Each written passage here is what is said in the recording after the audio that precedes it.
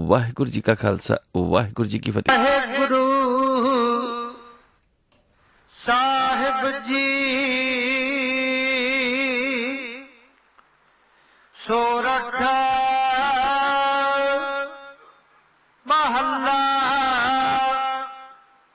ਪੰਜਵਾ। ਪਾਰ ਬ੍ਰਹਮ ਹੋਆ ਸਹਾਈ, ਕਥਾ ਕੀਰਤਨ ਸੁਖਦਾਈ।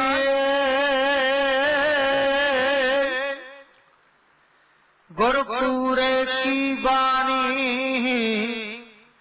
ਜਪ ਆਨੰਦ ਕਰੋ ਨਿਤ ਪ੍ਰਾਣੀ।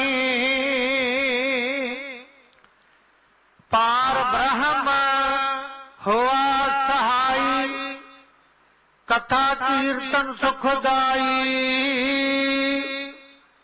ਗੁਰਪੂਰੇ ਕੀ ਬਾਣੀ, ਜਪ ਆਨੰਦ ਕਰੋ ਨਿਤ ਪ੍ਰਾਣੀ।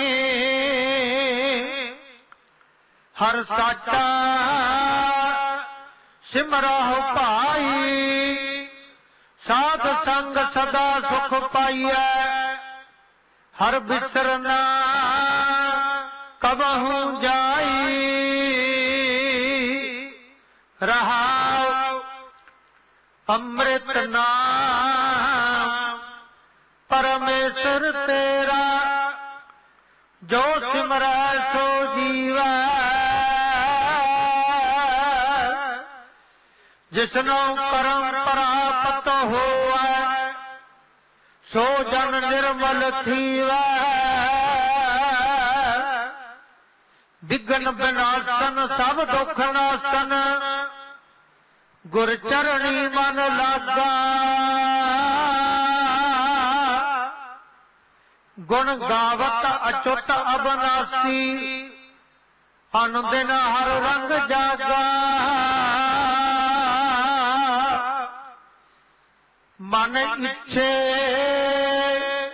ਸੇਈ ਫਲ ਪਾਏ, ਹਰ ਕੀ ਕਥਾ ਸੋਹੇਲੀ। ਆਦ ਅੰਤ ਮਧ ਨਾਨਕ ਕਾ, ਸੋ ਪ੍ਰਭ ਹੋਆ ਬੇਲੀ। ਮਨ ਇੱਛੇ ਸੇਈ ਫਲ ਪਾਏ, ਹਰ ਕੀ ਕਥਾ ਸੋਹੇਲੀ। ਆਦ ਅੰਤ ਮਧ ਨਾਨਕ ਕਾ, ਸੋ ਪ੍ਰਭ ਹੋਆ ਬੇਲੀ।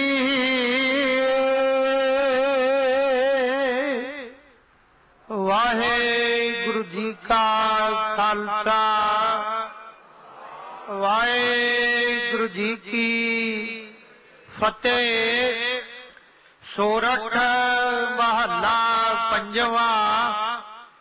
ਪਾਰ ਬ੍ਰਹਮ ਹੋਆ ਸਹਾਈ, ਕਥਾ ਕੀਰਤਨ ਸੁਖਦਾਈ। ਗੁਰਪੂਰੇ ਕੀ ਬਾਣੀ, ਜਪ ਆਨੰਦ ਕਰੋ ਨਿਤ ਪ੍ਰਾਣੀ। ਵਾਹਿਗੁਰੂ ਜੀ ਕਾ ਖਾਲਸਾ ਵਾਹਿਗੁਰੂ ਜੀ ਕੀ ਫਤਿਹ। ਇਹ ਸਨ ਅੱਜ ਦੇ ਪਾਵਨ ਪਵਿੱਤਰ ਮਹਾਫਰਮਾਨ। ਅੱਜ ਦੇ ਹੁਕਮਨਾਮਾ ਸਾਹਿਬ ਪਵਿੱਤਰ ਪਾਵਨ ਮਹਾਫਰਮਾਨ ਪਾਤਸ਼ਾਹ ਪੰਚਮ ਸ਼ਹੀਦ ਗੁਰੂ ਅਰਜਨ ਦੇਵ ਮਹਾਰਾਜ ਜੀ ਦੀ ਮੁਬਾਰਕ ਪਵਿੱਤਰ ਬਾਣੀ ਦੇ ਵਿੱਚੋਂ ਬਖਸ਼ਿਸ਼ ਹੋਈ ਨੇ। ਸਤਿਗੁਰ ਪਿਤਾ ਗੁਰੂ ਅਰਜਨ ਦੇਵ ਮਹਾਰਾਜ ਜੀ ਦੇ ਮੁਬਾਰਕ ਮੁਖਾਰਬਿੰਦ ਤੋਂ ਉਚਾਰਿਤ ਅੱਜ ਦੇ ਹੁਕਮਨਾਮਾ ਸਾਹਿਬ ਜੀ ਨੂੰ ਆਪਾਂ ਗੁਰੂ ਗ੍ਰੰਥ ਸਾਹਿਬ ਜੀ ਦੇ ਪਾਵਨ ਸ਼ੁਭ ਅੰਗ 616 ਉੱਪਰ ਸੁਭਾਈਮਾਨ ਹੋਇਆ ਦੇਖਦੇ ਹਾਂ। ਸਤਿਗੁਰਾਂ ਵੱਲੋਂ ਮਿੱਥਿਆ ਹੁਕਮਨ ਰਾਗ ਸੋਰਠ ਹੈ। ਮਹੱਲਾ ਪੰਜਵਾਂ ਦਾ ਅਰਥ ਹੈ ਪਾਤਸ਼ਾਹ ਪੰਚਮ ਸ਼ਹੀਦ ਗੁਰੂ ਅਰਜਨ ਦੇਵ ਮਹਾਰਾਜ ਜੀ ਦੀ ਮੁਬਾਰਕ ਪਵਿੱਤਰ ਬਾਣੀ। ਪਾਰ ਬ੍ਰਹਮ ਹੋਆ ਸਹਾਈ, ਕਥਾ ਕੀਰਤਨ ਸੁਖਦਾਈ। ਗੁਰ ਪੂਰੇ ਕੀ ਬਾਣੀ, ਜਪ ਅਨੰਦ ਕਰੋ ਨਿਤ ਪ੍ਰਾਣੀ। ਅੱਜ ਦੇ ਹੁਕਮਨਾਮਾ ਸਾਹਿਬ ਜੀ ਦੀ ਪਹਿਲੀ ਮੁਬਾਰਕ ਪੰਕਤੀ, ਜਿੱਥੇ ਸਤਿਗੁਰਾਂ ਨੇ ਸੁਖ ਔਰ ਆਨੰਦ ਦੀ ਗੱਲ ਸਾਨੂੰ ਸਮਝਾਈ ਹੈ। ਸੰਸਾਰ ਦੇ ਵਿੱਚ ਮਨੁੱਖ ਆਨੰਦ ਦੀ ਤਲਾਸ਼ ਦੇ ਵਿੱਚ, ਸੁੱਖ ਦੀ ਤਲਾਸ਼ ਦੇ ਵਿੱਚ ਹੀ ਰਹਿੰਦਾ ਹੈ। ਨਾ ਸੁੱਖ ਪ੍ਰਾਪਤ ਕਰ ਸਕਦਾ ਨਾ ਆਨੰਦ, ਕਿਉਂਕਿ ਮਨੁੱਖ ਦੀ ਜਿਹੜੀ ਆਨੰਦ ਅਵਸਥਾ ਹੈ ਉਹ ਸੁੱਖ ਤੋਂ ਬਾਅਦ ਹੈ। ਜੋ ਸੁੱਖ ਮਿਲਿਆ, ਮਿਲਣ ਤੋਂ ਬਾਅਦ ਮਨੁੱਖ ਕਹਿੰਦਾ ਕਿ ਆਨੰਦ ਆਇਆ। ਜਿਵੇਂ ਆਮ ਜ਼ਿੰਦਗੀ ਦੇ ਵਿੱਚ ਜੇ ਸਵਾਦ ਭੋਜਨ ਛਕ ਲਿਆ ਤਾਂ ਭੋਜਨ ਛਕਣ ਤੋਂ ਬਾਅਦ ਕਹਿ ਦਿੰਦਾ ਆਨੰਦ ਆ ਗਿਆ, ਮਜ਼ਾ ਆ ਗਿਆ। ਜੇ ਕੋਈ ਰਹਿਣ ਦੇ ਲਈ ਕੰਫਰਟ ਜਗ੍ਹਾ ਮਿਲ ਗਈ ਹੈ, ਚੰਗੀ ਆਰਾਮਦਾਇਕ ਜਗ੍ਹਾ ਮਿਲ ਗਈ ਹੈ, ਤਾਂ ਸਵੇਰੇ ਉੱਠ ਕੇ ਕਹਿੰਦਾ ਰਾਤ ਸੌਣ ਦਾ ਆਨੰਦ ਆ ਗਿਆ। ਭਾਵ ਸੁੱਖ ਤੋਂ ਬਾਅਦ ਜਿਹੜੀ ਚੀਜ਼ ਮਨੁੱਖ ਨੇ ਸੁੱਖ ਦੇ ਪ੍ਰਤੀ ਮਹਿਸੂਸ ਕੀਤੀ ਹੈ ਉਹ ਆਨੰਦ ਬਣ ਗਈ ਹੈ। ਇਹ ਮੈਂ ਜਿਸਮਾਨੀ ਗੱਲ ਕੀਤੀ ਹੈ, ਸਿਰਫ ਗੱਲ ਨੂੰ ਸਮਝਾਉਣ ਦੇ ਲਈ। ਆਤਮਕ ਸੁੱਖ ਤੋਂ ਬਾਅਦ ਆਤਮਕ ਆਨੰਦ ਦੀ ਅਵਸਥਾ ਕਿਹੜੀ ਹੈ, ਜਿਸ ਦੇ ਲਈ ਸਤਿਗੁਰਾਂ ਨੇ ਆਨੰਦ ਸ਼ਬਦ ਵਰਤਿਆ ਹੈ। ਐੜਾ ਨੰਨਾ ਦੱਦਾ ਦੱਦੇ ਦੇ ਥੱਲੇ ਔਕੜ। ਭਾਵ ਇਹ ਆਨੰਦ ਦੀ ਅਵਸਥਾ ਉਹ ਅਵਸਥਾ ਹੈ ਜਿਹੜੀ ਅਵਸਥਾ ਮਨੁੱਖ ਨੂੰ ਆਤਮਕ ਤੌਰ ਉੱਪਰ ਉਸ ਵਕਤ ਪ੍ਰਾਪਤ ਹੁੰਦੀ ਹੈ ਜਿਸ ਵਕਤ ਉਹ ਅਨਹਦ ਸੁਣਦਾ ਹੈ, ਜਿਹਨੂੰ ਸਤਿਗੁਰ ਨੇ ਕਿਹਾ ਅਨਹਦ ਸੁਣੋ ਵਡ ਭਾਗਿਓ। ਹੈ ਉਹ ਵੀ ਆਨੰਦ ਹੀ, ਲੇਕਿਨ ਵਡਭਾਗੀ ਹੋ ਕੇ ਆਨੰਦ ਸੁਣਿਆ ਨਹੀਂ ਜਾਂਦਾ। ਖਿਮਾ ਕਰਨੀ, ਆਨੰਦ ਸੁਣਨ ਤੋਂ ਬਾਅਦ ਮਨੁੱਖ ਨੂੰ ਮਿਲਦਾ ਹੈ। ਜਿਵੇਂ ਆਮ ਸੰਸਾਰੀ ਜੀਵਨ ਦੇ ਵਿੱਚ ਵੀ ਕੋਈ ਮਨੁੱਖ ਚੰਗੀ ਖਬਰ ਸੁਣ ਲਵੇ ਤੇ ਕਹਿੰਦਾ ਤੁਹਾਡੇ ਮੂੰਹੋਂ ਇਹ ਗੱਲ ਸੁਣ ਕੇ ਆਨੰਦ ਆ ਗਿਆ। ਹੁਣ ਸੁਣਨ ਦਾ ਵੀ ਆਨੰਦ ਹੈ, ਦੇਖਣ ਦਾ ਵੀ ਆਨੰਦ ਹੈ, ਤੇ ਜਿਹੜਾ ਸਭ ਤੋਂ ਵੱਧ ਆਨੰਦ ਹੈ ਉਹ ਭੋਗਣ ਦਾ ਹੈ। ਵੇਦਾਂਤ ਨੇ 3 ਆਨੰਦਾਂ ਦੀ ਗੱਲ ਕੀਤੀ ਹੈ। ਪਹਿਲਾ ਆਨੰਦ ਸਵਰਨਾ ਆਨੰਦ ਹੈ, ਦੂਜਾ ਭੇਖਾ ਆਨੰਦ ਹੈ, ਤੀਸਰਾ ਭੋਗਾ ਆਨੰਦ ਹੈ। ਇਹਨਾਂ ਤਿੰਨਾਂ ਦੀਆਂ ਆਪੋ ਆਪਣੀਆਂ ਅਵਸਥਾਵਾਂ ਨੇ। ਜਿਵੇਂ ਇੱਕ ਰੋਗੀ ਬਿਮਾਰ ਹੈ ਔਰ ਉਸ ਨੂੰ ਪਤਾ ਲੱਗਦਾ ਹੈ ਕਿ ਜਿਸ ਬਿਮਾਰੀ ਦੇ ਨਾਲ ਉਹ ਤੜਪ ਰਿਹਾ, ਉਸ ਰੋਗ ਦੀ ਦਵਾ ਬਾਜ਼ਾਰ ਦੇ ਵਿੱਚ ਆ ਗਈ ਹੈ। ਜਦੋਂ ਉਹ ਸੁਣਦਾ ਹੈ ਤਾਂ ਉਸ ਨੂੰ ਪਹਿਲਾ ਆਨੰਦ ਪ੍ਰਾਪਤ ਹੁੰਦਾ, ਜਿਹਨੂੰ ਉਹ ਕਹਿੰਦੇ ਨੇ ਸਰਵਣ ਆਨੰਦ ਹੈ। ਪਤਾ ਲੱਗ ਗਿਆ ਕਿ ਉਹ ਦਵਾਈ ਬਾਜ਼ਾਰ ਦੇ ਵਿੱਚ ਆ ਗਈ ਹੈ, ਜਿਸ ਦੇ ਨਾਲ ਹੁਣ ਉਸ ਦਾ ਇਲਾਜ ਹੋ ਸਕੇਗਾ। ਸੁਣਿਆ ਉਸ ਨੂੰ ਔਰ ਉਸ ਨੇ ਸਵਰਨਾ ਆਨੰਦ ਦੀ ਪ੍ਰਾਪਤੀ ਕੀਤੀ ਹੈ, ਲੇਕਿਨ ਇਹ ਪੂਰਨ ਆਨੰਦ ਨਹੀਂ ਹੈ। ਦੂਸਰਾ ਆਨੰਦ ਹੋ ਸਕਦਾ ਹੈ ਕਿ ਉਸ ਨੂੰ ਖਬਰ ਝੂਠੀ ਮਿਲੀ ਹੋਵੇ, ਇਸ ਕਰਕੇ ਉਸ ਦੇ ਵਿੱਚ ਇੱਕ ਸ਼ੱਕ ਹੈ, ਪੂਰਾ ਆਨੰਦ ਉਸ ਨੂੰ ਪ੍ਰਾਪਤ ਨਹੀਂ ਹੋਇਆ। ਫਿਰ ਦੂਸਰਾ ਆਨੰਦ ਹੈ ਭੇਖਾ ਆਨੰਦ। ਵਾਕਈ ਜਦੋਂ ਬਾਜ਼ਾਰ ਦੇ ਵਿੱਚ ਜਾ ਕੇ ਦੇਖ ਲੈਂਦਾ ਕਿ ਜਿਸ ਦਵਾਈ ਦੀ ਉਸ ਨੂੰ ਖਬਰ ਮਿਲੀ ਸੀ ਉਹ ਵਾਕਈ ਪਈ ਹੋਈ ਹੈ, ਬਾਜ਼ਾਰ ਦੇ ਵਿੱਚ ਆਈ ਹੋਈ ਹੈ, ਮੈਡੀਕਲ ਸਟੋਰ ਦੇ ਉੱਤੇ ਜਾਂ ਜਿਸ ਵੀ ਦੁਕਾਨ ਦੇ ਉੱਤੇ ਉਹ ਪਈ ਹੋਈ ਹੈ। ਦੂਸਰਾ ਆਨੰਦ ਉਸ ਨੂੰ ਦੇਖਣ ਦਾ ਮਿਲਿਆ, ਜਿਸ ਨੂੰ ਉਹ ਭੇਖਾ ਆਨੰਦ ਕਹਿੰਦੇ ਨੇ। ਲੇਕਿਨ ਇਹ ਵੀ ਪੂਰਨ ਆਨੰਦ ਨਹੀਂ ਹੈ, ਕਿਉਂਕਿ ਕੇਵਲ ਦੇਖਣ ਦੇ ਨਾਲ ਮਰੀਜ਼ ਠੀਕ ਨਹੀਂ ਹੋਏਗਾ। ਖਿਮਾ ਕਰਨੀ, ਕੇਵਲ ਸੁਣਨ ਦੇ ਨਾਲ ਮਰੀਜ਼ ਠੀਕ ਨਹੀਂ ਹੋਏਗਾ। ਤੀਸਰਾ ਆਨੰਦ ਹੈ ਭੋਗਾ ਆਨੰਦ। ਜਿਸ ਵਕਤ ਉਸ ਨੇ ਖਰੀਦ ਲਈ, ਲੈ ਲਈ ਦਵਾਈ, ਭੋਗ ਕਰ ਲਿਆ, ਭਾਵ ਉਸ ਨੂੰ ਛਕ ਲਿਆ, ਖਾ ਲਿਆ, ਉਸ ਤੋਂ ਬਾਅਦ ਜਿਹੜਾ ਆਰਾਮ ਆਇਆ, ਅਸਲ ਆਨੰਦ ਤਾਂ ਉਹ ਦੇਵੇਗਾ ਜਿਹੜੀ ਸਿਹਤਯਾਬੀ ਹੈ, ਜਿਹੜੀ ਸਤਿਗੁਰ ਨੇ ਗੱਲ ਸਾਨੂੰ ਸਮਝਾਈ ਹੈ। ਬਾਣੀ ਗਾਇਨ ਵੀ ਕਰਨੀ ਹੈ, ਬਾਣੀ ਸੁਣਨੀ ਵੀ ਹੈ। ਔਰ ਸਤਿਗੁਰ ਕਹਿੰਦੇ ਜਿਸ ਜਿਤ ਸੁਣੀ ਮਨ ਤਨ ਹਰਿਆ ਹੋਵਾ, ਰਸਨਾ ਰਸਨ ਸਮਾਣੀ। ਹੁਣ ਦੇਖਣਾ ਰਸਨਾ ਰਸਨ ਸਮਾਣੀ ਦਾ ਮਤਲਬ ਕੀ ਹੈ। ਆਪਾਂ ਪੜ੍ਹ ਜਾਂਦੇ ਹਾਂ ਬਾਣੀ ਰੋਜ਼। ਰਸਨਾ ਰਸਨ ਸਮਾਣੀ ਹੀ ਭੋਗਾ ਆਨੰਦ ਹੈ, ਕਿਉਂਕਿ ਮਨੁੱਖ ਨੇ ਜਿਹੜੀ ਚੀਜ਼ ਖਾਣੀ ਹੈ ਉਹ ਜ਼ੁਬਾਨ ਦੇ ਨਾਲ ਸਵਾਦ ਲੈ ਕੇ ਖਾਣੀ ਹੈ।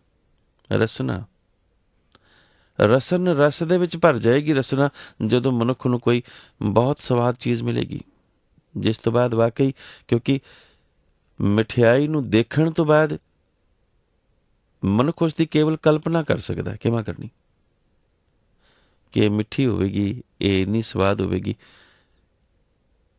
ਮਠਿਆਈ ਨੂੰ ਸੁਣਨ ਤੋਂ ਬਾਅਦ ਕੇਵਲ ਉਸ ਦੀ ਕਲਪਨਾ ਕਰ ਸਕਦਾ, ਲੇਕਿਨ ਅਸਲ ਆਨੰਦ ਖਾਣ ਦਾ ਹੈ, ਭੋਗਣ ਦਾ ਹੈ।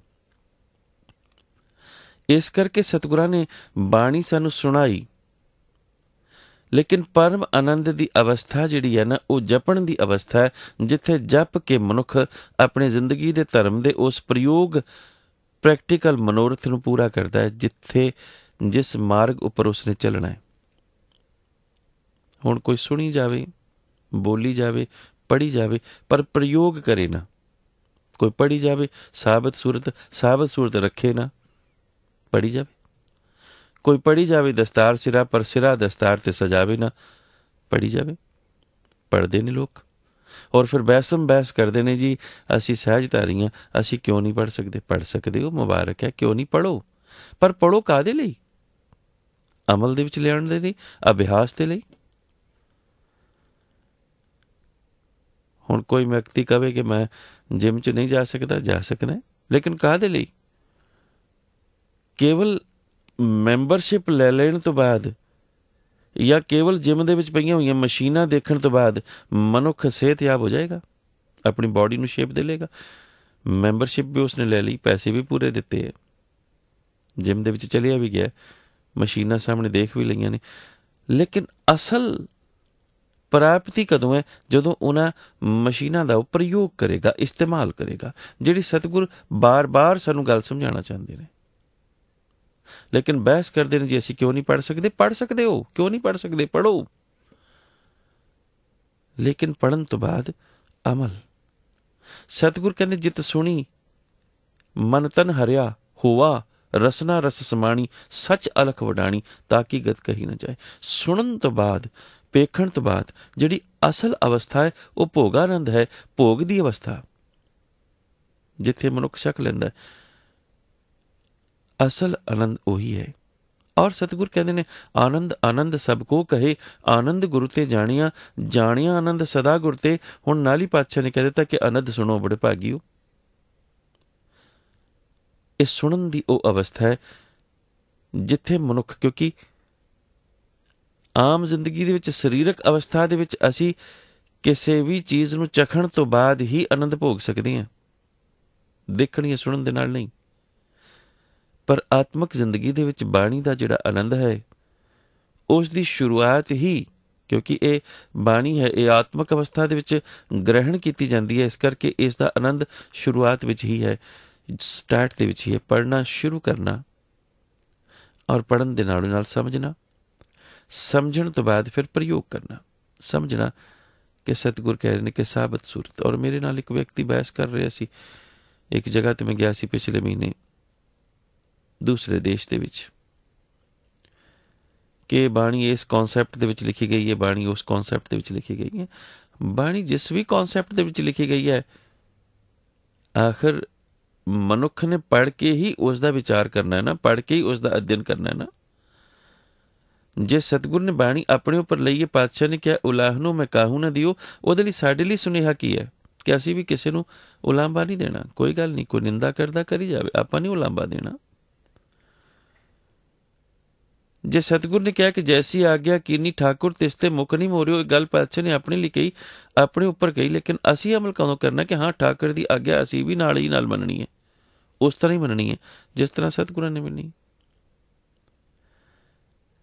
जे पातशाह ने कहा बाबा माया साथ न हुई, जे सतगुर ने अपने उपर कोई गल लई, कहो नानक हम नीच कर्मा, तो इन्हां अवस्थावां नूं असी केवल पढ़ना नहीं, पढ़न तो बाद समझना है कि हाँ, और इसका प्रयोग समझण तो बाद ही है। क्लास दे विच अनेकां ही विद्यार्थी गए ने, एक फर्स्ट क्लास विच पास होया, एक सैकेंड क्लास दे विच एक फेल हो गया। और मैं देखदा कई बारी नोट करदा जिहड़ा फेल होया उसका ध्यान नहीं सी, ध्यान उसका बाहर सी, लेकिन जिहड़ी गल कही जा रही सी सुन वो भी उही रहा सी, सुनाई उसनूं दे रही सी, लेकिन सुनाई देण तो बाद भी जदों अमल नहीं है, दा मतलब ध्यान नहीं है। तो ध्यान जिहड़ा है ना, सतगुरु बाणी दे विच सानूं ज्ञान दा इसे करके दे रहे ने कि सुनन तो बाद, पढ़न तो बाद अमल, और उही अमल जिहड़ा ध्यान दिता होया, ध्यान कादा ज्ञान दे नाल उपजिया होया, वो ध्यान जिहड़ा रब्बी ध्यान है। और सतगुर ने इन्हां दो अवस्थावां नूं सुखदाई और आनंद दी अवस्था किया। और केड़ी अवस्था? पार ब्रह्म हुआ सहाई, कथा कीर्तन सुखदाई। कथा और कीर्तन दोनों ही चीज़ां। मेरे पास भी लोग कई कहते हैं जी कथा नहीं होनी चाहिए, ये रीस है, ये नकल है। ਔਰ ਜਿਹੜੀ ਰੀਸ, ਜਿਹੜੀ ਨਕਲ ਕੱਚੀ ਬਾਣੀ ਪੜ੍ਹ ਕੇ ਲਾਈ ਜਾ ਰਹੀ, ਉਹਨੂੰ ਕੋਈ ਕੁਛ ਨਹੀਂ ਕਹਿੰਦਾ। ਔਰ ਕਈ ਚੰਗੇ ਚੰਗੇ ਗੁਰਸਿੱਖ ਵੀ ਮੈਨੂੰ ਕਹਿੰਦੇ ਨੇ ਜੀ ਮੈਂ ਕਦੀ ਕਥਾ ਨਹੀਂ ਸੁਣਦਾ।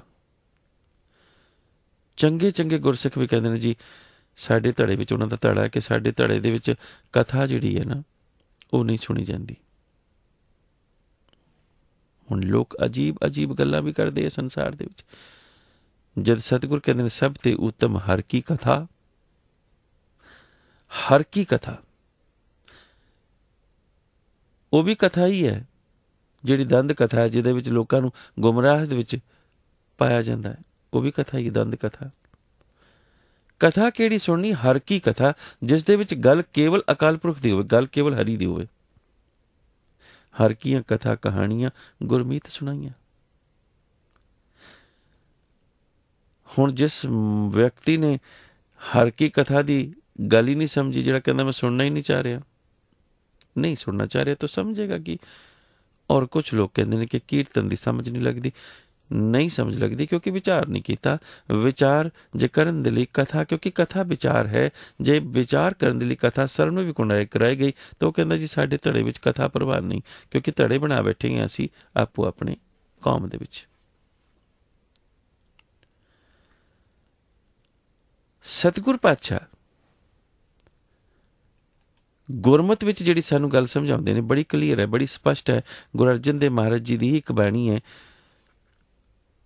ਔਰ ਸਤਿਗੁਰ ਉਸ ਬਾਣੀ ਦੇ ਵਿੱਚ ਕਹਿੰਦੇ ਨੇ ਕਿ ਕੁਝ ਲੋਕਾਂ ਨੂੰ ਜਦੋਂ ਕੀਰਤਨ ਸੁਣਨਾ ਪੈ ਜਾਵੇ ਤਾਂ ਇੱਦਾਂ ਲੱਗਦਾ ਜਿੱਦਾਂ ਉਹਨਾਂ ਨੂੰ ਬਿੱਛੂ ਡਸ ਗਿਆ ਹੋਵੇ, ਬੈਠਣਾ ਮੁਸ਼ਕਿਲ ਹੋ ਜਾਂਦਾ ਉੱਥੇ।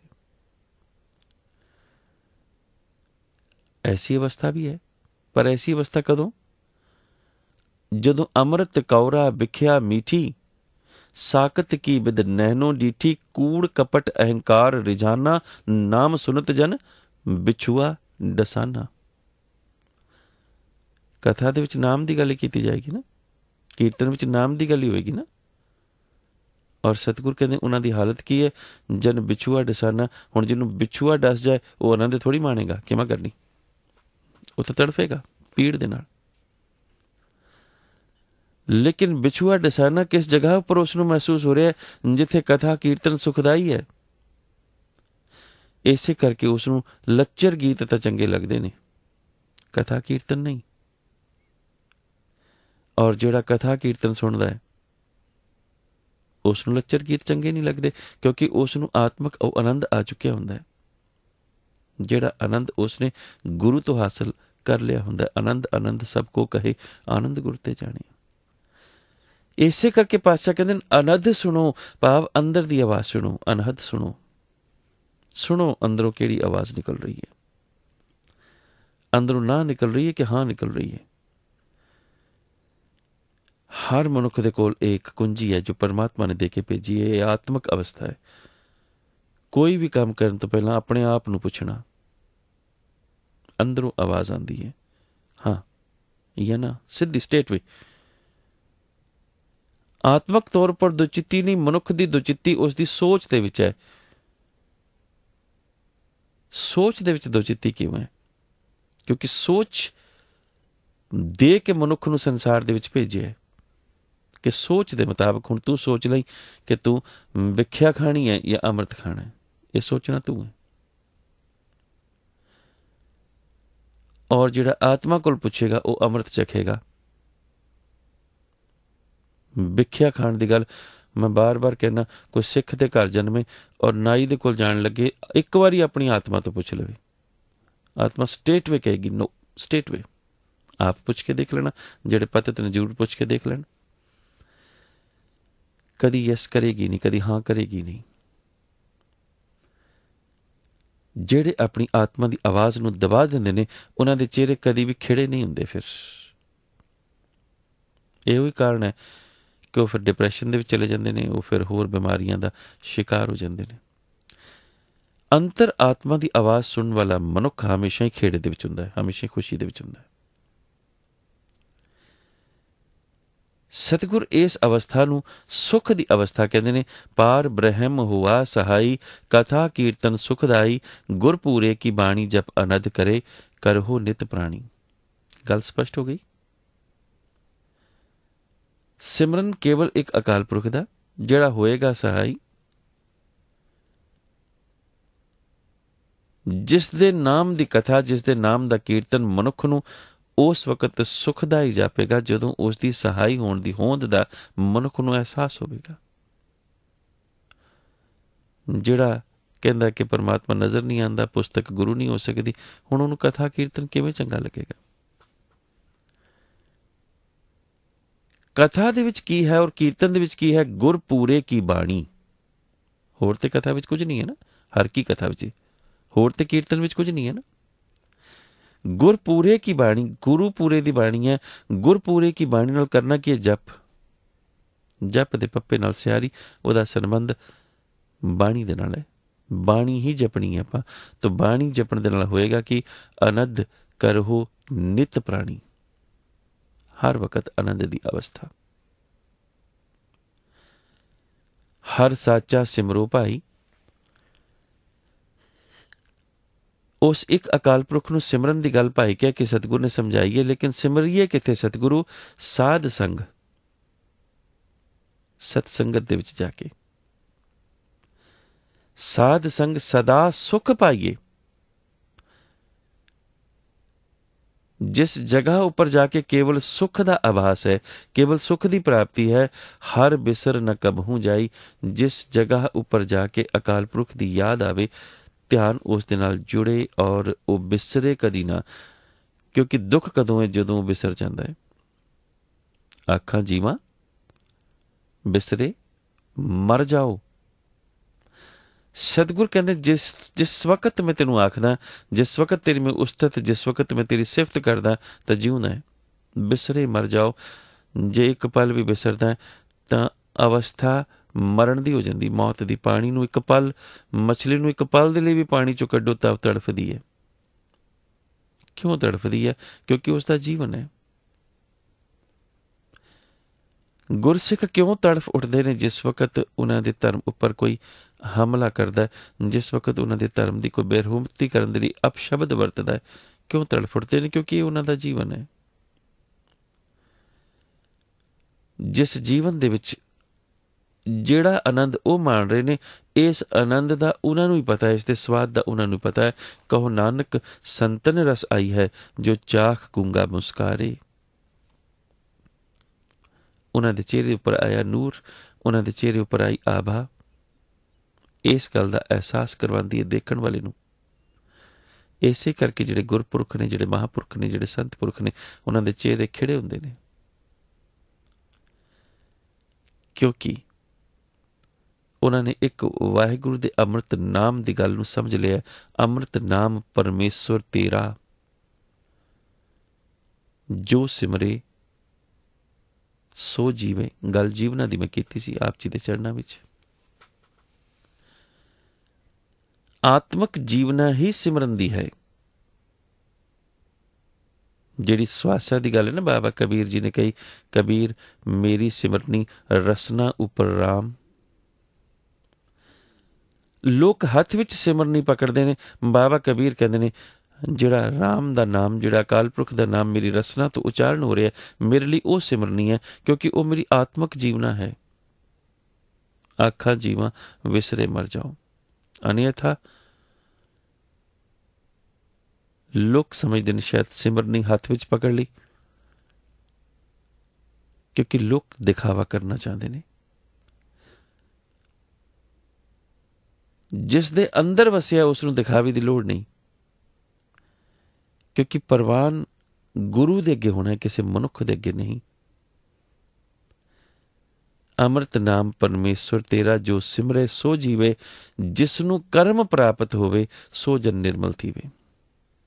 ਕਰਮ ਦੋ ਅਵਸਥਾਵਾਂ ਦੇ ਵਿੱਚ ਆਇਆ। ਇੱਕ ਕਰਮ ਬਖਸ਼ਿਸ਼ ਹੈ, ਇੱਕ ਕਰਮ ਮੇਰਾ ਕਰਮ ਹੈ। ਕਹੋ ਨਾਨਕ ਹਮ ਨੀਚ ਕਰਮਾ। ਉਹ ਕਰਮ ਨੇ ਜਿਹੜੇ ਮੈਂ ਕਰ ਰਿਹਾ।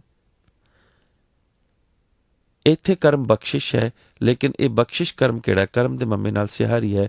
ਇਸ ਦਾ ਮਤਲਬ ਹੈ ਜਿਸ ਨੂੰ, ਉਸ ਨੂੰ, ਜਿਸ ਦੇ ਨਾਲ ਇੱਕ ਕਰਮ ਦੀ ਗੱਲ ਕੀਤੀ ਜਾ ਰਹੀ ਹੈ। ਬਖਸ਼ ਪ੍ਰਾਪਤ ਕਿਵੇਂ ਹੋਏਗੀ? ਆਪਣੇ ਕੀਤੇ ਹੋਏ ਕਰਮਾਂ ਦੇ ਮੁਤਾਬਕ। ਜੇ ਸਪਸ਼ਟ ਰੂਪ ਦੇ ਵਿੱਚ ਆਪਾਂ ਕਹਿ ਦਈਏ ਤਾਂ ਪੁਰਬਲੇ ਕਰਮਾਂ ਦੇ ਅਨੁਸਾਰ, ਕਰਮਾਂ ਦਾ ਸਦਕਾ ਜਿਸ ਨੂੰ ਲੋਕ ਭਾਗ ਕਹਿੰਦੇ ਨੇ, ਕਿਸਮਤ ਕਹਿੰਦੇ ਨੇ, ਅਸੀਂ ਉਸ ਨੂੰ ਗੁਰਮਤਿ ਦੇ ਵਿੱਚ ਬਖਸ਼ਿਸ਼ ਮੰਨਦੇ ਹਾਂ। ਇਸੇ ਕਰਕੇ ਬਖਸ਼ਿਸ਼ ਹੈ, ਔਰ ਉਸ ਦੁੱਖ ਨੂੰ ਵੀ ਉਸ ਅਕਾਲ ਪੁਰਖ ਦੀ ਬਖਸ਼ਿਸ਼ ਮੰਨ ਕੇ ਦੁੱਖ ਦੇ ਵਿੱਚ ਸੁੱਖ ਮਨਾਉਣ ਦੀ ਅਵਸਥਾ ਵਿੱਚ ਆ ਜਾਂਦੇ ਹਾਂ। ਅਨਿਅਥਾ ਦੁੱਖ ਦੇ ਵਿੱਚ ਲੋਕ ਤੜਫ ਉੱਠਦੇ ਨੇ। ਗੁਰਮੁਖ ਦੁੱਖ ਦੇ ਵਿੱਚ ਵੀ ਸ਼ੁਕਰਾਨਾ ਕਰਦੇ ਨੇ, ਉਹ ਤੜਫਦੇ ਨਹੀਂ। ਮਨਮੁਖ ਤੜਫ ਕੇ ਟੂਣੇ ਧਾਰ ਕੋਲ ਚਲਾ ਜਾਂਦਾ, ਡੇਰੇ ਧਾਰ ਕੋਲ ਚਲਾ ਜਾਂਦਾ। ਗੁਰਮੁਖ ਐਸਾ ਨਹੀਂ ਕਰਦਾ। ਗੁਰਮੁਖ ਕਹਿੰਦਾ ਕੇਤਿਆ ਦੁੱਖ ਭੂਖ ਸਦ ਮਾਰ, ਇਹੋ ਵੀ ਦਾਤ ਤੇਰੀ ਦਾਤਾਰ। ਕਿਉਂਕਿ ਸਤਿਗੁਰ ਪਾਤਸ਼ਾਹ ਤੀਸਰੇ ਕਹਿੰਦੇ ਨੇ ਆਪੇ ਗੁਰਦਾਤਾ ਕਰਮ ਵਿਦਾਤਾ। ਕਰਮ ਵਿਦਾਤਾ ਦਾ ਮਤਲਬ ਕਿ ਉੱਥੇ ਕਰਮ ਦੇ ਮੰਮੇ ਨਾਲ ਵੀ ਸਿਆਰੀ ਹੈ, ਉਹਦਾ ਸਰਬੰਧ ਦਾਤਾ ਨਾਲ ਹੈ। ਭਾਵ ਕਰਮ ਵਿਦਾਤਾ, ਵਿਦਾਤਾ ਹੈ ਬਣਾਉਣ ਵਾਲਾ, ਸਾਡੇ ਮੁਕੱਦਰ ਨੂੰ ਲਿਖਣ ਵਾਲਾ, ਔਰ ਉਹ ਅਕਾਲ ਪੁਰਖ ਹੈ। ਲੇਕਿਨ ਅਕਾਲ ਪੁਰਖ ਨੇ ਜਿਹੜੇ ਕਰਮ ਮਨੁੱਖ ਦੇ ਲਿਖੇ ਨੇ, ਉਹਨੇ ਆਪਣੀ ਮਰਜ਼ੀ ਮੁਤਾਬਕ ਨਹੀਂ ਲਿਖੇ। ਗੁਰਮਤਿ ਬਿਲਕੁਲ ਸਪਸ਼ਟ ਹੈ ਇਸ ਬਾਰੇ। ਜਿਹੜੇ ਕਰਮ ਉਸ ਅਕਾਲ ਪੁਰਖ ਨੇ ਲਿਖੇ ਨੇ, ਵਿਦਾਤਾ ਨੇ ਲਿਖੇ ਨੇ, ਉਹ ਮੇਰੇ ਕੀਤੇ ਹੋਏ ਕਰਮਾਂ ਦੇ ਮੁਤਾਬਕ ਲਿਖੇ ਨੇ। ਇਸੇ ਕਰਕੇ ਸਤਿਗੁਰ ਨੇ ਕਿਹਾ ਕਿ ਜੇ ਮੈਂ ਆਪਣੇ ਕਰਮਾਂ ਮੁਤਾਬਕ ਚੱਲਿਆ ਤਾਂ ਮੇਰੇ ਕਰਮ ਨੀਚ ਹੀ ਹੋਣਗੇ। ਕਹੋ ਨਾਨਕ ਹਮ ਨੀਚ ਕਰਮਾਂ। ਤਾਂ ਫਿਰ ਕਰਾਂ ਕਿ ਮੈਂ ਸ਼ਰਨ ਪਰੇ ਕੀ ਰਾਖੋ ਸਰਮਾ। ਮੈਂ ਉਸ ਅਕਾਲ ਪੁਰਖ ਦੀ ਸ਼ਰਨ ਚਲਾ ਜਾਵਾਂ। ਸ਼ਰਨ ਜਾ ਕੇ ਉਹ ਫਿਰ ਜਿਹੜੇ ਮੇਰੇ ਕਰਮ ਨੇ ਆਪਣੇ ਆਪ ਸ਼ੁਭ ਕਰ ਦੇਗਾ।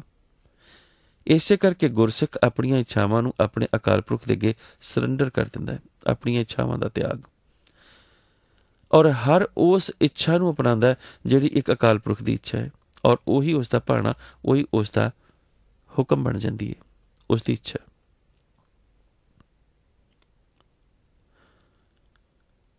ਹੁਣ ਸਤਿਗੁਰ ਕਹਿੰਦੇ ਨੇ ਜਿਸ ਮਨੁੱਖ ਨੇ ਸੇਵਾ ਦਾ ਕਰਮ ਕੀਤਾ ਉਹੀ ਚੜਾਓ ਦੀ ਅਵਸਥਾ ਹੈ। ਸੇਵਕ ਸੇਵੇ ਕਰਮ ਚੜਾਓ। ਕਰਮ ਪ੍ਰਾਪਤ ਤਿਸ ਹੋਵੇ ਜਿਸ ਨੂੰ ਹੋਵੇ ਦਿਆਲ। ਆਪਾਂ ਇਸ ਗੱਲ ਦੇ ਉੱਤੇ ਵਿਚਾਰ ਕਰ ਰਹੇ ਹਾਂ। ਜਿਸ ਨੂੰ ਕਰਮ ਪ੍ਰਾਪਤ ਹੋਵੇ ਸੋ ਜਨ ਨਿਰਮਲ ਥੀਵੇ। ਮਨੁੱਖ ਨੇ ਪ੍ਰਾਪਤੀ ਆਪਣੇ ਕਰਮਾਂ ਕਰਕੇ ਕਰਨੀ ਹੈ, ਤੇ ਜਿਸ ਦੇ ਕਰਮ ਇੰਨੇ ਮਹਾਨ ਹੋ ਜਾਣ ਕਿ ਆਪਣੀਆਂ ਕਰਮਾਂ ਦੇ ਕਾਰਨ ਉਹ ਆਪਣੇ ਪਰਮਾਤਮਾ ਨੂੰ ਪ੍ਰਾਪਤ ਕਰ ਲਵੇ, ਸਤਿਗੁਰ ਕਹਿੰਦੇ ਨੇ ਐਸਾ ਜਨ ਹੀ ਨਿਰਮਲ ਹੋ ਸਕਦਾ ਹੈ। ਕਿਉਂਕਿ ਕਰਮਾਂ ਦੇ ਵਿੱਚ ਜਿਹੜੀ ਨਿਰਮਲ ਅਵਸਥਾ ਹੈ ਨਾ, ਸਤਿਗੁਰਾਂ ਨੇ ਉਸ ਨੂੰ ਧਰਮ ਕਿਹਾ। ਸਰਬ ਧਰਮ ਮੈਂ ਸ੍ਰੇਸ਼ਟ ਧਰਮ, ਹਰ ਕੋ ਨਾਮ ਜਪ ਨਿਰਮਲ ਕਰਮ। ਇੱਕ ਅਕਾਲ ਪੁਰਖ ਦੇ ਨਾਮ ਦੀ ਜਪਣਾ ਔਰ ਨਿਰਮਲ ਕਰਮ। ਕਿਉਂਕਿ ਜਿਸ ਦੇ ਕੋਲ ਇੱਕ ਅਕਾਲ ਪੁਰਖ ਦਾ ਨਾਮ ਨਹੀਂ ਹੈ ਉਹ ਨਿਰਮਲ ਕਰਮ ਕਰ ਹੀ ਨਹੀਂ ਸਕਦਾ। ਨਿਰਮਲ ਕਰਮ ਉਹ ਕਰਮ ਨੇ ਜਿਹੜੇ ਸ਼ੁਭ ਨੇ, ਨਿਰਮਲ ਅਵਸਥਾ ਹੈ। ਤੋ ਸ਼ੁਭ ਕਰਮ ਕਰਨੇ ਹੀ ਧਰਮ ਦਾ ਪ੍ਰਯੋਗ ਹੈ। ਇਹੋ ਹੀ ਗੁਰਸਿੱਖ ਦਾ ਰਾਹ ਹੈ, ਮਾਰਗ ਹੈ। ਇਹੋ ਹੀ ਪ੍ਰਭੂ ਮੰਜ਼ਿਲ ਬਣੇਗਾ ਜਾਂ ਪਰਮ ਮੰਜ਼ਿਲ ਤੱਕ ਪੁੱਜੇਗਾ। ਬਿਗਨ ਬਿਨਾਸਨ ਸਭ ਦੁੱਖ ਨਾਸਨ, ਗੁਰ ਚਰਣੀ ਮਨ ਲਾਗਾ। ਗੁਣ ਗਾਵਤ ਅਚੁੱਤ ਅਬਿਨਾਸੀ, ਅਨ ਦਿਨ ਹਰ ਰੰਗ ਜਾਗਾ। ਜਿਹੜਾ ਮਨੁੱਖ ਆਨੰਦ ਦੀ ਪ੍ਰਾਪਤੀ ਕਰਦਾ ਹੈ ਨਾ, ਉਹ ਹਮੇਸ਼ਾ ਹੀ ਆਨੰਦ ਦੀ ਪ੍ਰਾਪਤੀ ਜਾਗ ਕੇ ਕਰਦਾ ਹੈ। ਸੁੱਤਿਆਂ ਹੋਇਆ ਕਦੀ ਆਨੰਦ ਦੀ ਪ੍ਰਾਪਤੀ ਹੁੰਦੀ ਹੈ? ਸੁੱਤਿਆਂ ਹੋਇਆ ਆਨੰਦ ਆ ਸਕਦਾ। ਕੋਈ ਮਨੁੱਖ ਕਵੇ ਮੈਂ ਚੰਗੀ ਨੀਂਦ ਲਈ ਆਨੰਦ ਆ ਗਿਆ, ਲੇਕਿਨ ਉੱਠਣ ਤੋਂ ਬਾਅਦ ਕਿਹਾ ਨਾ, ਉਹਨੇ ਜਾਗਣ ਤੋਂ ਬਾਅਦ ਕਿਹਾ ਨਾ ਆਨੰਦ ਆਇਆ। ਸੁੱਤਿਆਂ ਪਿਆ ਕੋਈ ਮਨੁੱਖ ਚੰਗਾ ਸੁਪਨਾ ਦੇਖ ਲਵੇ, ਸੁਪਨੇ ਵਿੱਚ ਅੱਜ ਤਾਂ ਸੁਪਨਾ ਬੜਾ ਵਧੀਆ ਦੇਖਿਆ, ਮਜ਼ਾ ਆ ਗਿਆ, ਦਿਲ ਕਰਦਾ ਸੀ ਸੁੱਤਾ ਹੀ ਰਵਾਂ, ਲੇਕਿਨ ਕਦੋਂ ਮਜ਼ਾ ਆਇਆ? ਜਾਗਣ ਤੋਂ ਬਾਅਦ। ਆਤਮਕ ਅਵਸਥਾ ਦੇ ਵਿੱਚ ਗੁਰਮੁਖ ਹਮੇਸ਼ਾ ਹੀ ਜਾਗਦਾ ਹੈ। ਗੁਰਮੁਖ ਜਨ ਜਾਗੇ ਕਿਉਂਕਿ ਉਹ ਹਰ ਵਕਤ ਹੀ ਉਸ ਅਕਾਲ ਪੁਰਖ ਦੇ ਰੰਗ ਦਾ ਆਨੰਦ ਮਾਣਦਾ ਹੈ। ਕਈ ਵਾਰੀ ਅੱਖਾਂ ਬੰਦ ਹੋ ਰਹੀਆਂ ਹੁੰਦੀਆਂ ਨੇ, ਲੇਕਿਨ ਅੱਗੇ ਕੋਈ ਚੰਗੀ ਪਿਕਚਰ ਚੱਲ ਰਹੀ ਹੁੰਦੀ ਹੈ ਜਾਂ ਕੋਈ ਚੰਗਾ ਸੀਨ ਚੱਲ ਰਿਹਾ ਹੁੰਦਾ, ਮਨੁੱਖ ਸੋਹਣਾ ਨਹੀਂ ਚਾਹੁੰਦਾ ਕਿਉਂਕਿ ਆਨੰਦ ਆ ਰਿਹਾ ਹੁੰਦਾ। ਆਨੰਦ ਜਾਗ ਕੇ ਹੀ ਹੈ। ਤੋ ਸਤਿਗੁਰ ਨੇ ਉਸ ਅਕਾਲ ਪੁਰਖ ਨੂੰ ਜਿੱਥੇ ਅਚੁੱਤ ਅਬਿਨਾਸੀ ਕਿਹਾ, ਅਟਲ, ਅਚੁੱਤ ਦਾ ਮਤਲਬ ਹੈ ਕਦੇ ਨਾ ਡਿੱਗਣ ਵਾਲਾ, ਅਬਿਨਾਸੀ ਅਕਾਲ ਪੁਰਖ ਪਰਮਾਤਮਾ, ਉਸ ਦੇ ਰੰਗ ਦੇ ਵਿੱਚ ਜਿਹੜੇ ਰੰਗੇ ਜਾਣ ਦੀ ਕਿਰਿਆ ਉਹ ਜਾਗਣ ਦੀ ਕਿਰਿਆ, ਜਾਗਰੂਕ ਅਵਸਥਾ। ਜਾਗਰੂਕ ਅਵਸਥਾ ਦੇ ਵਿੱਚ ਆਏ ਬਿਨਾਂ ਉਸ ਦੇ ਰੰਗ ਦੇ ਵਿੱਚ ਰੰਗਿਆ ਨਾ ਜਾ ਸਕੇਗਾ ਮਨੁੱਖ। ਕਿਉਂਕਿ ਉਸ ਦੀ ਇੱਛਾ ਨੂੰ ਸਮਝਣਾ, ਉਸ ਦੇ ਭਾਣੇ ਨੂੰ ਸਮਝਣਾ, ਉਸ ਦੇ ਹੁਕਮ ਨੂੰ ਸਮਝਣਾ, ਸਮਝਣ ਤੋਂ ਬਾਅਦ ਉਸ ਨੂੰ ਮੰਨਣਾ, ਇਹ ਮਨੁੱਖ ਦੀ ਆਤਮਿਕ ਜਾਗਰੂਕਤਾ ਹੈ। ਇਸੇ ਕਰਕੇ ਜਿਹੜੇ ਸਮਝ ਜਾਂਦੇ ਨੇ ਸਤਿਗੁਰ ਉਹਨਾਂ ਨੂੰ ਗਿਆਨੀ ਕਹਿੰਦੇ ਨੇ, ਜਿਹੜੇ ਨਹੀਂ ਸਮਝਦੇ ਉਹ ਅਗਿਆਨੀ ਨੇ। ਔਰ ਅਗਿਆਨੀ ਮਨ ਰੋਸ ਕਰੇ। ਜਿਸ ਵਕਤ ਸੰਸਾਰ ਦੇ ਵਿੱਚ ਕੋਈ ਦੁੱਖ ਤਕਲੀਫ ਆਉਂਦੀ ਹੈ ਤੇ ਅਗਿਆਨੀ ਮਨ ਰੋਸ ਕਰਦਾ। ਆਪਣੀ ਅਮਾਨ ਬਾਹਰ ਸਾਲੇ ਅਗਿਆਨੀ ਮਨ ਰੋਸ ਕਰੇ। ਔਰ ਜਿਹੜਾ ਰੋਸ ਕਰਦਾ ਸਤਿਗੁਰੂ ਉਹਦੇ ਪ੍ਰਤੀ ਕਹਿੰਦੇ ਨੇ ਆਪਣੀ ਪ੍ਰਤੀਤ ਆਪ ਹੀ ਖੋਵੇ, ਬਹੁਰ ਉਸਕਾ ਵਿਸ਼ਵਾਸ ਨਾ ਹੋਵੇ। ਆ ਮਾੜੀ ਜੀ ਬੈਂਕ ਦੇ ਵਿੱਚ ਕੋਈ ਟ੍ਰਾਂਜੈਕਸ਼ਨ ਗਲਤ ਹੋ ਜਾਏ, ਮੁੜ ਕੇ ਕ੍ਰੈਡਿਟ ਕਾਰਡ ਨਹੀਂ ਦਿੰਦੇ ਕਿ ਜੀ ਫਲਾਣੇ ਟਾਈਮ ਤੇ ਅਸੀਂ ਪੇਮੈਂਟ ਨਹੀਂ ਸੀ। ਮਾੜੀ ਜੀ ਗਲਤੀ ਮਨੁੱਖ ਦਾ ਵਿਸ਼ਵਾਸ ਗਵਾ ਦਿੰਦੀ ਹੈ। ਤੇ ਜਿਹੜੀ ਆਪਣੀ ਪ੍ਰਤੀਤ ਆਪ ਹੀ ਖੋਵੇ, ਬਹੁੜ ਉਸਕਾ ਵਿਸ਼ਵਾਸ ਨਾ ਹੋਵੇ। ਪਰਮਾਤਮਾ ਕਿਵੇਂ ਵਿਸ਼ਵਾਸ ਕਰ ਲਵੇਗਾ? ਰੋਸ ਕੌਣ ਕਰਦਾ ਹੈ? ਅਗਿਆਨੀ। ਤੇ ਸ਼ੁਕਰਾਨਾ ਕੌਣ ਕਰਦਾ? ਗਿਆਨੀ। ਕਿਉਂਕਿ ਗਿਆਨੀ ਨੂੰ ਪਤਾ ਹੈ ਜਿਸ ਕੀ ਬਸ ਤਿਸ ਆਗੇ ਰਾਖੇ, ਪ੍ਰਭ ਕੀ ਆਗਿਆ ਮਾਨੇ ਮਾਥੇ। ਇਹ ਗਿਆਨੀ ਨੂੰ ਪਤਾ, ਇਸ ਗੱਲ ਦਾ ਉਹਨੂੰ ਗਿਆਨ ਹੋ ਗਿਆ। ਅਨਿਅਥਾ ਹੋਰ ਕੋਈ ਅਵਸਥਾ ਨਹੀਂ ਹੈ ਗਿਆਨੀ ਦੀ। ਲੋਕ ਤਾਂ ਮੈਨੂੰ ਵੀ ਗਿਆਨੀ ਕਹਿ ਦਿੰਦੇ ਨੇ ਜਿਹਨੂੰ ਕੱਖ ਪਤਾ ਹੀ ਨਹੀਂ। ਅਗਿਆਨੀ ਇੱਕ ਅਵਸਥਾ ਹੈ। ਇੱਕ ਇਮਾਨਦਾਰਾਂ ਦਾ ਪਿੰਡ ਸੀ। ਸਾਰੇ ਉਸ ਪਿੰਡ ਵਿੱਚ ਇਮਾਨਦਾਰ ਰਹਿੰਦੇ ਸਨ ਔਰ ਇਮਾਨਦਾਰੀ ਦੇ ਨਾਲ ਹੀ ਸਾਰੇ ਕਾਰੋ ਵਿਵਹਾਰ ਹੁੰਦੇ ਸਨ। ਕੋਈ ਲਿਖਤ ਪੜ੍ਹਤ ਨਹੀਂ ਸੀ ਕਰਦਾ। ਕਿਸੇ ਨੂੰ ਰੁਪਏ ਪੈਸੇ ਦੀ ਲੋੜ ਪਵੇ ਤਾਂ ਜ਼ੁਬਾਨ ਦੇ ਉੱਤੇ ਵਿਸ਼ਵਾਸ ਕਰਕੇ, ਕਿਉਂਕਿ ਇਮਾਨਦਾਰ ਸਨ। ਉਸ ਪਿੰਡ ਦੇ ਨਾਲ ਦੇ ਇੱਕ ਪਿੰਡ ਦੇ ਵਿਪਰ ਨੂੰ ਪਤਾ ਲੱਗਾ ਕਿ ਆ ਜਿਹੜਾ ਲਾਗਲਾ ਪਿੰਡ ਹੈ ਇਮਾਨਦਾਰਾਂ ਦਾ ਹੈ, ਇਹ ਕੁਛ ਲਿਖਤ ਪੜ੍ਹਤ ਕੀਤੇ ਬਗੈਰ ਹੀ ਰੁਪਇਆ ਪੈਸਾ ਦੇ ਦਿੰਦੇ ਨੇ। ਉਸ ਦੇ ਮਨ ਵਿੱਚ ਬੇਈਮਾਨੀ ਜਗੀ। ਦੂਸਰੇ ਦਿਨ ਉਸ ਪਿੰਡ ਦੇ ਵਿੱਚ ਪਹੁੰਚ ਗਿਆ। ਸੋਚਦਾ ਹੈ ਕਿ ਜੇ ਇਮਾਨਦਾਰਾਂ ਦਾ ਪਿੰਡ ਹੈ ਤੇ ਇਹਨਾਂ ਦਾ ਜਿਹੜਾ ਸਰਪੰਚ ਹੈ ਉਹ ਸਭ ਤੋਂ ਵੱਧ ਇਮਾਨਦਾਰ ਹੋਏਗਾ। ਇਸ ਕਰਕੇ ਉਸ ਦੇ ਘਰ ਦਾ ਜਾ ਕੇ ਕੁੰਡਾ ਖੜਕਾਇਆ ਕਿ ਮੈਂ ਬ੍ਰਾਹਮਣ ਹਾਂ, ਵਿਪਰ ਹਾਂ। ਸਰਪੰਚ ਨੇ ਬਹੁਤ ਆਓ ਭਗਤ ਕੀਤੀ। ਦੱਸੋ ਕਿਸ ਕੰਮ ਲਈ ਆਇਓ? ਕਿ ਕੰਨਿਆ ਦਾ ਵਿਆਹ ਹੈ, ਵਿਵਾਹ ਹੈ, ਸ਼ਾਦੀ ਹੈ, ਕੁਛ ਰੁਪਇਆ ਚਾਹੀਦਾ ਹੈ ਉਧਾਰ। ਉਹ ਕਹਿਣ ਲੱਗਾ ਲੈ ਜਾਓ, ਜਿੰਨਾ ਵੀ ਚਾਹੀਦਾ ਲੈ ਜਾਓ, ਕੋਈ ਗੱਲ ਨਹੀਂ। ਉਸ ਨੇ ਇੱਕ ਅਮਾਊਂਟ ਦੱਸਿਆ ਕਿ ਇੰਨੇ ਕੁ ਅਮਾਊਂਟ ਤੱਕ ਮੇਰਾ ਗੁਜ਼ਾਰਾ ਚਲੇਗਾ। ਕਹਿੰਦਾ ਆਪ 2 ਮਿੰਟ ਬੈਠੋ, ਆਪ ਲੱਸੀ ਦੁੱਧ ਆਦਿ ਦਾ ਸੇਵਨ ਕਰੋ, ਮੈਂ ਅਲਮਾਰੀ ਦੇ ਵਿੱਚੋਂ ਇਹ ਪੈਸੇ ਲੈ ਕੇ ਆਪ ਜੀ ਦੇ ਲਈ ਆਉਣਾ। ਹੁਣ ਪੰਡਿਤ ਸੋਚ ਰਿਹਾ, ਬ੍ਰਾਹਮਣ ਵਿਪਰ ਸੋਚ ਰਿਹਾ ਕਿ ਆਹ ਤਾਂ ਚੰਗੀ ਗੱਲ ਬਣ ਗਈ ਵੀ। ਸਾਰੀਆਂ ਘਰਾਂ ਦੇ ਵਿੱਚ ਰੋਜ਼ ਜਾਣਾ ਸ਼ੁਰੂ ਕਰ ਦਿਆਂਗੇ। ਲਿਖਤ ਪੜ੍ਹਤ ਕੋਈ ਹੈ ਨਹੀਂ। ਜਾਮਣ ਕੌਣ ਹੋਏਗਾ? ਗਵਾਹ ਕੌਣ ਹੋਏਗਾ? ਇਮਾਨਦਾਰਾਂ ਦਾ ਸਾਥ ਪ੍ਰਭੂ ਵੀ ਦਿੰਦਾ। ਸਰਪੰਚ ਜਿੰਨੇ ਰੁਪਏ ਵਿਪਰ ਨੇ ਮੰਗੇ ਸਨ ਉਹ ਲੈ ਕੇ ਆ ਗਿਆ ਔਰ ਟੇਬਲ ਤੇ ਰੱਖ ਦਿੱਤੇ ਕਿ ਆਪ ਲੈ ਜਾਓ। ਵਿਪਰ ਨੇ ਪੁੱਛਿਆ ਆਪ ਇਹ ਨਹੀਂ ਪੁੱਛੋਗੇ ਮੋੜੋਗੇ ਕਦੋਂ? ਕਿ ਜਦੋਂ ਹੋਵੇ ਮੋੜ ਦੇਣਾ, ਕੋਈ ਗੱਲ ਨਹੀਂ। ਆਪ ਜੀ ਦੀ ਲੋੜ ਪੂਰੀ ਹੋ ਜਾਏ ਸਾਡੇ ਲਈ ਐਸਾ। ਆਪ ਨੇ ਆਪਣੀ ਲੋੜ ਦੱਸੀ। ਇੰਨੇ ਵਿੱਚ ਕੀ ਦੇਖਿਆ ਉਸਨੇ? ਬਾਹਰ ਬਾਰੀ ਤੋਂ ਕਿ ਕੁਛ ਲੋਕ ਇੱਕ ਲਾਸ਼ ਇਕੱਠੀ ਲੈ ਕੇ ਜਾ ਰਹੇ ਨੇ, ਪ੍ਰਭੂ ਦਾ ਨਾਮ ਸਿਮਰਦੇ ਹੋਏ ਚੁੱਪਚਾਪ। ਔਰ ਵਿਪਰ ਪੁੱਛਦਾ ਹੈ ਕਿ ਇਹ ਕੀ ਹੋਇਆ? ਸਰਪੰਚ ਕਹਿੰਦਾ ਕਿ ਪਿੰਡ ਦੇ ਵਿੱਚ ਮੌਤ ਹੋ ਗਈ ਹੈ, ਉਸਨੂੰ ਸੰਸਕਾਰ ਦੇ ਲਈ ਲਿਜਾਇਆ ਜਾ ਰਿਹਾ ਹੈ। ਕਿ ਸਭ ਚੁੱਪਚਾਪ ਨੇ, ਤੁਹਾਡੇ ਕੋਈ ਰੋਂਦਾ ਨਹੀਂ? ਇਹ ਵਿਪਰ ਪੁੱਛਦਾ ਉਸਨੂੰ ਕਿ ਤੁਹਾਡੇ ਕੋਈ ਰੋਂਦਾ ਨਹੀਂ? ਕਹਿਣ ਲੱਗਾ ਰੋਣਾ ਕਿਸ ਕਾਰਨ, ਕਾਹਦੇ ਲਈ? ਜਿਸ ਕੀ ਬਸਤ ਤਿਸ ਆਗੇ ਰਾਖੇ, ਪ੍ਰਭ ਕੀ ਆਗਿਆ ਮਾਨੇ ਮਾਥੇ। ਅਕਾਲ ਪੁਰਖ ਦਾ ਹੁਕਮ ਹੈ, ਉਸ ਦੀ ਆਗਿਆ ਹੈ, ਉਸ ਦੀ ਵਸਤੂ ਹੈ, ਉਸ ਨੇ ਦਿੱਤੀ ਸੀ, ਉਸ ਨੇ ਵਾਪਸ ਲੈ ਲਈ। ਇਹੀ ਇਮਾਨਦਾਰੀ ਹੈ। ਕਿਉਂਕਿ ਜਦੋਂ ਬੇਈਮਾਨੀ ਜਗਦੀ ਹੈ ਨਾ, ਉਦੋਂ ਕੋਲ ਹੋਏ ਵੀ ਤਾਂ ਵੀ ਉਧਾਰ ਮੋੜਨ ਨੂੰ ਦਿਲ ਨਹੀਂ ਕਰਦਾ। ਤੇ ਜਦੋਂ ਇਮਾਨਦਾਰੀ ਹੁੰਦੀ ਹੈ ਉਦੋਂ ਨਾ ਵੀ ਕੋਲ ਹੋਵੇ ਨਾ ਤਾਂ ਵੀ ਬੰਦਾ ਕਿਤੋਂ ਨਾ ਕਿਤੋਂ ਇੰਤਜ਼ਾਮ ਕਰਕੇ ਮੋੜਦਾ ਹੈ, ਜੇ ਇਮਾਨਦਾਰੀ ਹੈ ਤਾਂ। ਜਦੋਂ ਬੇਈਮਾਨੀ ਜਗੇ ਤਾਂ ਫਿਰ ਹੁੰਦਿਆਂ ਹੋਇਆਂ ਵੀ ਨਹੀਂ ਮੋੜਦਾ। ਸਰਪੰਚ ਕਹਿਣ ਲੱਗਾ ਵਿਪਰ ਜੀ ਤੁਹਾਡੇ ਕਿਸ ਤਰ੍ਹਾਂ ਹੁੰਦਾ ਕਿ ਸਾਡੇ ਤਾਂ ਜੀ ਲੋਕ ਰੋ ਰੋ ਕੇ ਕੋਠਾ ਸਿਰ ਤੇ ਚੁੱਕ ਲੈਂਦੇ ਨੇ, ਲੋਕ ਛਾਤੀਆਂ ਪਿੱਟਦੇ ਨੇ, ਵਹਿਣ ਪਾਉਂਦੇ ਨੇ, ਕੀਰਨੇ ਪਾਉਂਦੇ ਨੇ। ਵਿਪਰ ਦੀ ਇੰਨੀ ਗੱਲ ਸੁਣਨੀ ਸੀ ਕਿ ਉਸ ਸਰਪੰਚ ਨੇ ਆਪਣੇ ਪੈਸੇ ਟੇਬਲ ਤੋਂ ਚੁੱਕ ਲਏ। ਕਹਿਣ ਲੱਗਾ ਵਿਪਰ ਜੀ ਮਾਫ਼ ਕਰਨਾ, ਮੈਂ ਤੁਹਾਨੂੰ ਉਧਾਰ ਨਹੀਂ ਦੇ ਸਕਦਾ। ਪੇਪਰ ਕਹਿਣ ਲੱਗਾ, ਕੀ ਗੱਲ ਹੋਈ ਮਹਾਰਾਜ? ਕਹਿਣ ਲੱਗਾ, ਜਿਸ ਨੂੰ ਅਕਾਲ ਪੁਰਖ ਦੀ ਦਿੱਤੀ ਹੋਈ ਵਸਤੂ ਮੋੜਨ ਲੱਗਿਆ ਇੰਨਾ ਦੁੱਖ ਹੋ ਰਿਹਾ, ਅਫਸੋਸ ਹੋ ਰਿਹਾ, ਜਦਕਿ ਉਹ ਤਾਂ ਪਰਮ ਪੁਰਖ ਹੈ। ਉਸਨੇ ਤਾਂ ਆਪਣੀ ਵਸਤੂ ਹਰ ਹਾਲਤ ਵਿੱਚ ਲੈ ਹੀ ਜਾਣੀ। ਉਸ ਦੇ ਅੱਗੇ ਤਾਂ ਕੋਈ ਜ਼ੋਰ ਹੀ ਨਹੀਂ ਚੱਲਣਾ ਕਿਸੇ ਦਾ। ਜਿਸ ਦੇ ਅੱਗੇ ਕੋਈ ਜ਼ੋਰ ਨਹੀਂ ਚੱਲਣਾ, ਉਸ ਦੀ ਵਸਤੂ ਮੋੜਨ ਲੱਗਿਆ ਇੰਨਾ ਰੋਸ, ਇੰਨਾ ਵਿਖਾਵਾ, ਇੰਨਾ ਰੋਹ, ਇੰਨਾ ਰੋਣ ਪਿੱਟਣ, ਇੰਨੀਆਂ ਕੀਰਨੇ, ਇੰਨੀਆਂ ਛਾਤੀਆਂ ਪਿੱਟਣੀਆਂ। ਤਾਂ ਮੇਰੇ ਪੈਸੇ ਮੋੜਨ ਲੱਗਿਆ ਤਾਂ ਪਤਾ ਨਹੀਂ ਤੁਹਾਨੂੰ ਕਿੰਨਾ ਕੁ ਦੁੱਖ ਹੋਏਗਾ। ਦੁੱਖ ਹੋਏਗਾ, ਤੁਸੀਂ ਮੋੜੋਗੇ ਨਹੀਂ। ਰੱਬ ਦੇ ਕੋਲ ਤਾਂ ਬੜੀ ਸ਼ਕਤੀ ਹੈ, ਮੇਰੇ ਕੋਲ ਤਾਂ ਸ਼ਕਤੀ ਵੀ ਕੋਈ ਨਹੀਂ। ਇਸ ਕਰਕੇ ਵਿਪਰ ਜੀ ਤੁਸੀਂ ਬੇਈਮਾਨ ਹੋ, ਮੈਂ ਬੇਈਮਾਨਾਂ ਨੂੰ ਉਧਾਰ ਨਹੀਂ ਦੇ ਸਕਦਾ। ਗੱਲ ਜਿਹੜੀ ਇਮਾਨਦਾਰੀ ਦੀ ਹੈ ਉਹ ਇਹੋ ਹੀ ਹੈ ਕਿ ਜਿਸ ਨੇ ਉਸ ਅਕਾਲ ਪੁਰਖ ਦੀ ਗੱਲ ਨੂੰ ਸਮਝ ਲਿਆ, ਉਹੀ ਉਸ ਦੇ ਰੰਗ ਦੇ ਵਿੱਚ ਰੰਗਿਆ ਗਿਆ ਔਰ ਉਹ ਜਾਗਰੂਕ ਅਵਸਥਾ ਹੈ। ਗੁਣ ਗਾਵਤ ਅਚੁੱਤ ਅਬਿਨਾਸੀ ਅੰਦਿਨ ਹਰ ਰੰਗ ਜਾਗਾ, ਮਨ ਇੱਛੇ ਸਹੀ ਫਲ ਪਾਏ ਹਰ ਕੀ ਕਥਾ ਸੁਹੇਲੀ। ਐਸੀ ਅਵਸਥਾ ਦੇ ਵਿੱਚ ਹਰ ਕੀ ਕਥਾ ਸੁਖ ਦੇਦੀ ਹੈ, ਅਨਿਅਥਾ ਨਹੀਂ।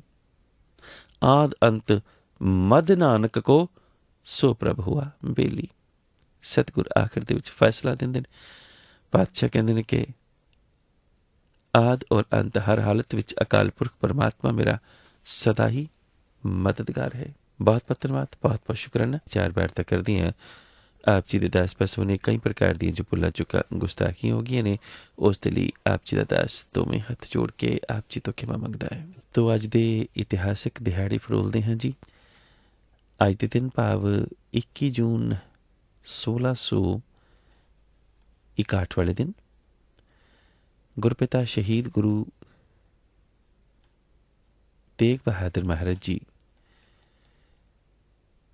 ਆਪਣੀਆਂ ਧਰਮ ਪ੍ਰਚਾਰ ਦੀਆਂ ਯਾਤਰਾਵਾਂ ਦੇ ਦੌਰਾਨ ਕਾਸ਼ੀ ਪੁੱਜੇ ਸਨ।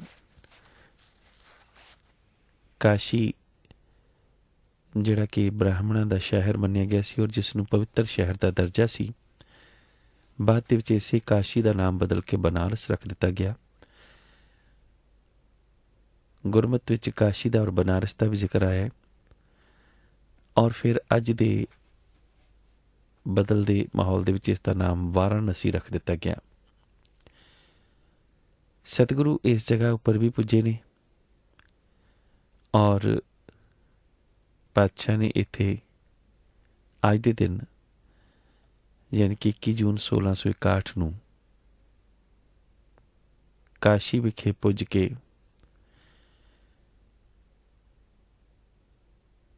ਕਈ ਵਿਅਕਤੀਆਂ ਦੇ ਨਾਲ ਮੁਲਾਕਾਤ ਕੀਤੀ ਹੈ ਔਰ ਇਸ ਜਗ੍ਹਾ ਉੱਪਰ ਸਤਿਗੁਰਾਂ ਜੀ ਨੇ ਗੁਰਮਤਿ ਦਾ ਪ੍ਰਚਾਰ ਕੀਤਾ ਹੈ।